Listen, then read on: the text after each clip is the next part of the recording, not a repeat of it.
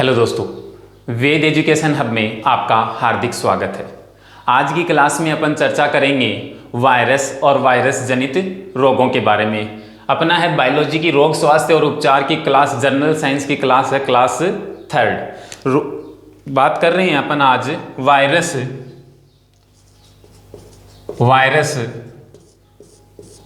या वायरस जनित रोग। वायरस जनित रोगों के बारे में दोस्तों, वायरस को लेकर आज पूरी दुनिया की अर्थव्यवस्था हिली हुई है।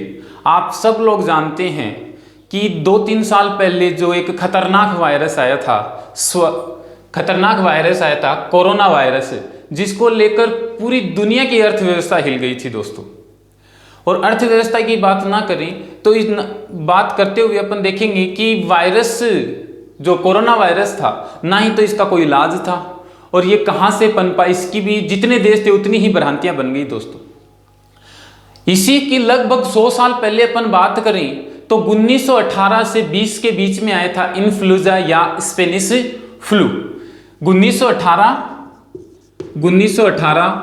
और 1920 के बीच में एक खतरनाक बीमारी फैली थी जो भी वायरस को लेकर थी या वायरस से होने वाली बीमारी थी, जिसका नाम था इन्फ्लुएंजा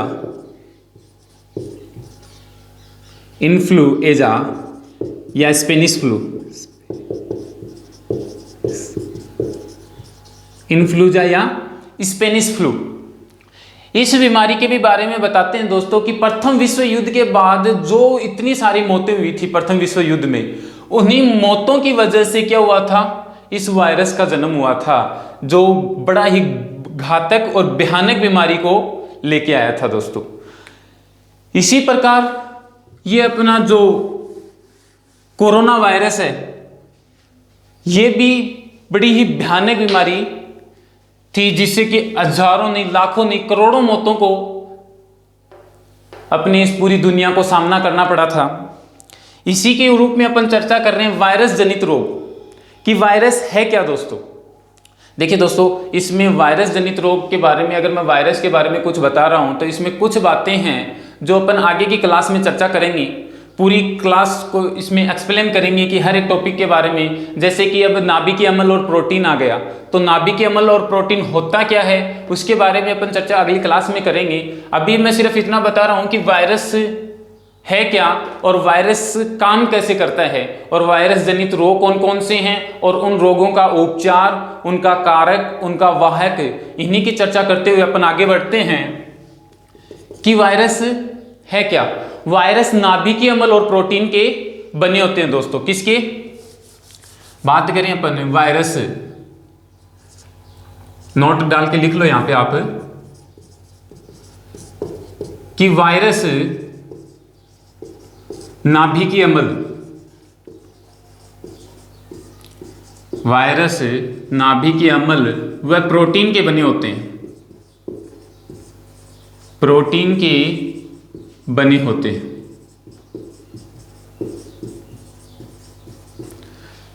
वायरस नाभिकीय अम्ल व प्रोटीन के बने होते हैं। नाभिकीय अम्ल जो एक सूत्री और द्विसूत्री होता है दोस्तों। नाभिकीय अम्ल क्या होता है, जो एक सूत्री और द्विसूत्री, नाभिकीय अम्ल एक सूत्री व द्विसूत्री,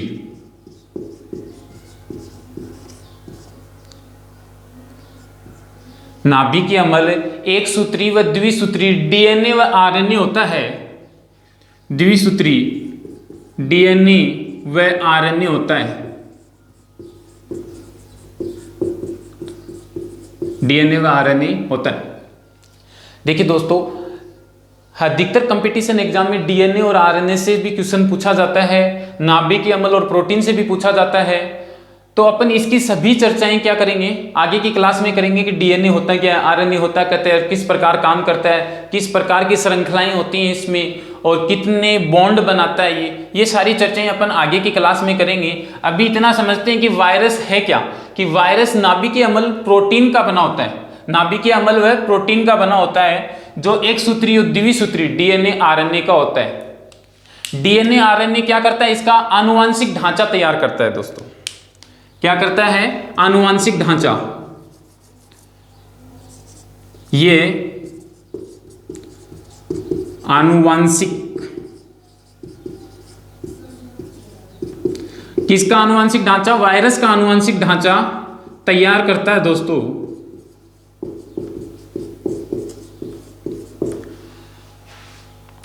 आनुवांशिक डीएनए आरएनए किसका करता है? यह वायरस का आनुवांशिक ढांचा तैयार करता है। ये वायरस का आनुवांशिक ढांचा तैयार करता है। और वायरस का सुरक्षात्मक घोल, एक मोस्ट क्वेश्चन है दोस्तों, नोट डाल के लिख सकते हो आप इसको, कि वायरस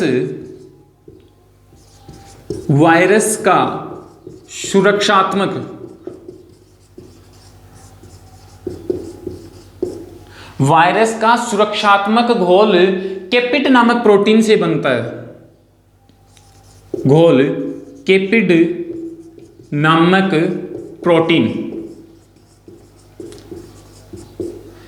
नामक प्रोटीन से बना होता है दोस्तों। प्रोटीन से बना होता है। कि वायरस का सुरक्षात्मक घोल केपिड नामक प्रोटीन से, अधिकतर कई बार क्वेश्चन पुटअप हो जाता है यहां से कि वायरस का सुरक्षात्मक घोल कौन से प्रोटीन से बनता है? तो केपिड नामक प्रोटीन से बनता है। आगे देखिए दोस्तों, बुनियादी स्तर पर वायरस प्रोटीन और आनुवांशिक सामग्री होता है दोस्तों। प्रोटीन और आनुवांशिक सामग्री होता है बुनियादी स्तर पर।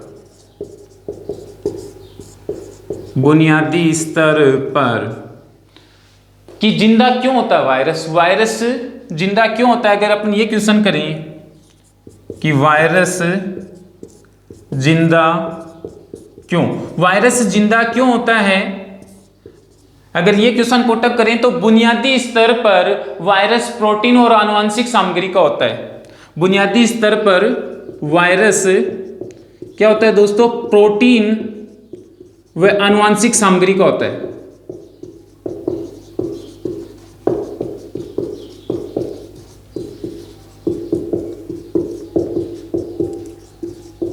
प्रोटीन और आनुवांशिक सामग्री का होता है जो जीवित रहते हैं और दूसरे जीवों में जीवित रूप में दोहराते हैं अपने आप को। यह बुनियादी स्तर पर वायरस प्रोटीन और आनुवांशिक सामग्री का होता है जो जीवित तो होते हैं, जो जीवित तो रहते हैं, जो जीवित तो रहते हैं और दूसरे जीवों पे अपने जीवन को दोहराते हैं। जो दूसरे जीवों में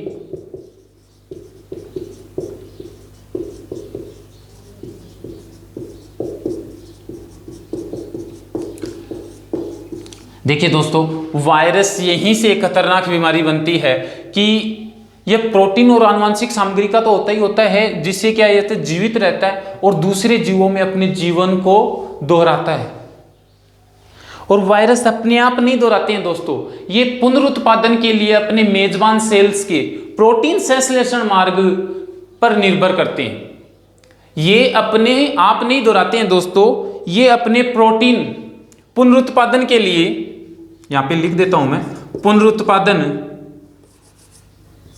ये अपने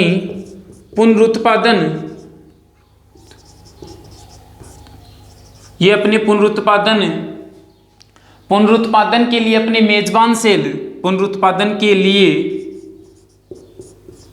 अपने मेजबान सेल पुनरुत्पादन के लिए अपने मेजबान सेल के प्रोटीन संश्लेषण मार्ग, मेजबान सेल अपनी प्रोटीन संश्लेषण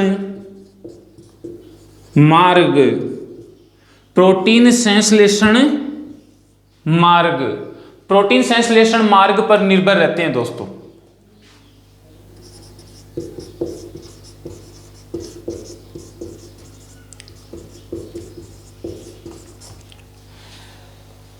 यानी कि अपने पुनरुत्पादन के लिए, अपने वंश को बढ़ाने के लिए ये वायरस क्या करता है, एक प्रकार से अपने वंश का उत्पादन करता है ताकि दूसरी पीढ़ी में चला जाए या दूसरे जीवों में अपने जीव को दोहरा सके। उसके लिए अपने पुनरुत्पादन, अपनी मेजबान सेल से प्रोटीन संश्लेषण का मार्ग अपनाता है, जिस पे क्या रहता है, ये संपूर्ण रूप से निर्भर रहता है। अगर इस प्रोटीन संश्लेषण मार्ग को दोस्तों डिस्ट्रॉय कर दिया जाए, यानी कि खत्म कर दिया जाए, तो वायरस को खत्म किया जा सकता है। अदरवाइज वायरस क्या होता है दोस्तों, एक व्यक्ति से दूसरे व्यक्ति में फैलता जाएगा। और इसी प्रकार जो H1N1 जो इन्फ्लुएंजा या स्पेनिश फ्लू, अभी इसकी पूरी पुष्टि नहीं हुई थी क्योंकि उस समय इतने आधुनिक वैज्ञानिक नहीं बने थे। 1918 से में जो पहली महामारी के रूप में देखा गया था। वैसे तो इसके पहले भी कई आदिकाल से भी ये महामारियां चली आ रही हैं दोस्तों, लेकिन 1918 में जो स्पेनिश फ्लू आया था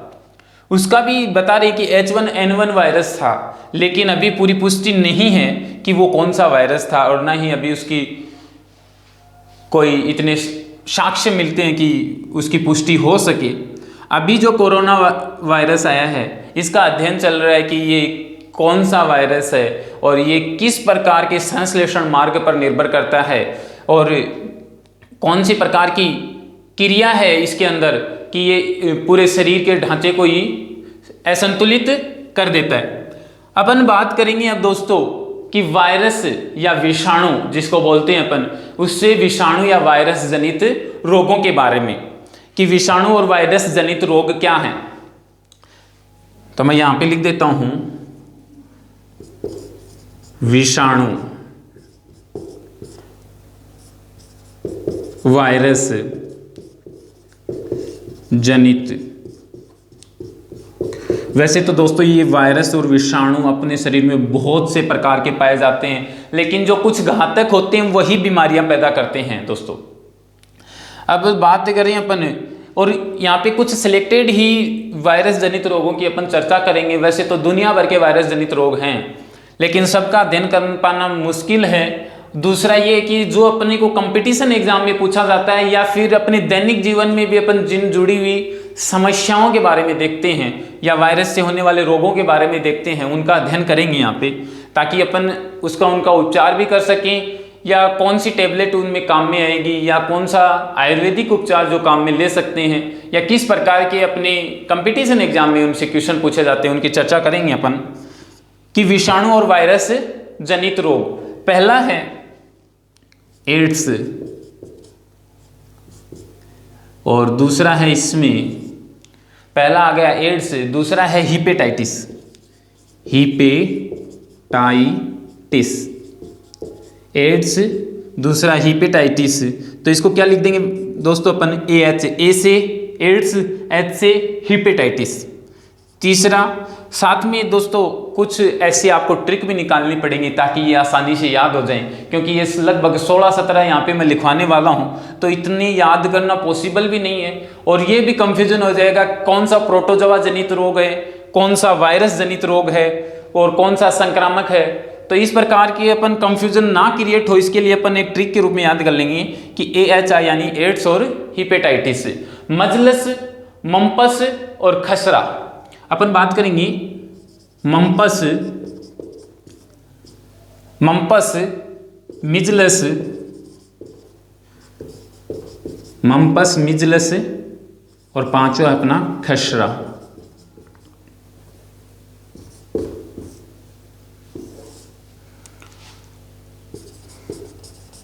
इसको ममिख से नाम याद कर लेंगे। मैं से मम्पस, मी से मिजलस, ख से खसरा। तो ममिख या नाम से अपन इन 3 को याद कर लेंगे। अब अपन बात करेंगे PR से क्या हो गया, P से पोलियो, R से रेबीज। छठे नंबर पे आ गया अपना पोलियो, 7वें पे आ गया रेबीज। अपने पास आ गया अब आएगा, देखो 8वें नंबर पे है सार्स। कौन सा है दोस्तों? सार्स, स्वाइन फ्लू और बर्ड फ्लू। तो यहां पे आ जाएगा swine flu, swine flu, SARS, और 10वें नंबर पे है बर्ड फ्लू, बर्ड फ्लू। तो ये क्या हो गया? सास बहू, सास बहू। सास बहू से कैसे याद रखेंगे? से स्वाइन फ्लू, सा से सार्स, से स्वाइन फ्लू, बे से बर्ड फ्लू। तो ये क्या हो गया? सास बहू। ऐसा ट्रिक बना के अपन इनको याद रख कर सकते हैं कि swine flu, SARS, bird flu. अपने पास आता है इन्फ्लुएंजा और ट्राइकोमा। इन्फ्लुएंजा, इन्फ्लुएंजा,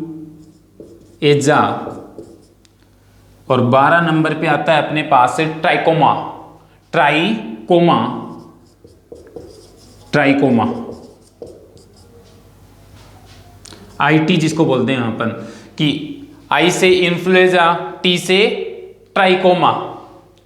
चिकन पॉक्स और अपने पास आता है स्मॉल पॉक्स। अब ये रह गए थोड़े, यहां पे लिख देते हैं अपन।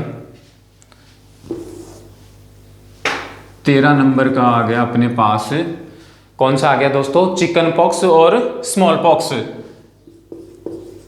चिकन पॉक्स,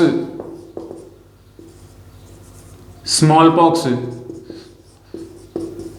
जिसको चेचक भी बोलते हैं दोस्तों। स्मॉल पॉक्स को क्या बोलते हैं? चेचक। तो इसको क्या कहेंगे? CS। ये 14 नंबर आ गया। C से चिकन पॉक्स, S से स्मॉल पॉक्स। अब अपने पास आता है डेंगू और चिकनगुनिया। 15 नंबर पे आता है डेंगू, 16 पे आता है अपना चिकनगुनिया, चिकनगुनिया, जिसको किस नाम से याद करेंगे? DC। अब देखिए दोस्तों, इन्हीं विषाणु या वायरस जनित जो रोग हैं वो कौन कौन से हैं? एड्स, हिपेटाइटिस, मम्पस, मिजलस, खसरा, polio, rabies, swine flu, SARS flu, bird flu, influenza, ट्राइकोमोमा, और chicken pox, small pox, dengue और चिकनगुनिया। ये सब क्या है दोस्तों? वायरस जनित रोग हैं या विषाणु जनित रोग, जिनको अपन बोलते हैं। अपन इनकी विस्तार से चर्चा करेंगे, पॉइंट वाइज पढ़ेंगे कि एड्स कौन से विषाणु से फैलता है, इसका वाहक क्या है, इसका प्रथम व्यक्ति कब आया दुनिया के अंदर, और भारत में कैसे फैला एड्स, और एड्स के कारण क्या हैं, उपाय क्या है, बचाव क्या है, और कौन से तंत्रिका तंत्र को ये प्रभावित करता है। दोस्तों इन सभी की चर्चा अपन आगे की क्लास में कंटिन्यू करते रहेंगे। आप इसका स्क्रीनशॉट, तब तक के लिए आप इसका स्क्रीनशॉट ले सकते हैं नोट्स के रूप में। तो दोस्तों क्लास 4 में अपन पढ़ेंगे एड्स, हिपेटाइटिस, मम्पस, मिजलस, खसरा, यानी कि इन सभी रोगों के बारे में अपन क्लास 4 में चर्चा करेंगे। आप इनका स्क्रीनशॉट ले लिया होगा या फिर इनको नोट्स के रूप में आप दोस्तों लिख सकते हैं। अगर आपको ये वीडियो पसंद आए तो दोस्तों लाइक, शेयर एंड सब्सक्राइब जरूर करें, और कमेंट सेक्शन में बताएं कि किस प्रकार का या किस प्रकार की आप क्लास को देखना चाहते हैं, किस प्रकार से आप पढ़ना चाहते हैं। फिर मिलेंगे दोस्तों नए वीडियो में, तब तक के लिए जय हिंद, जय भारत।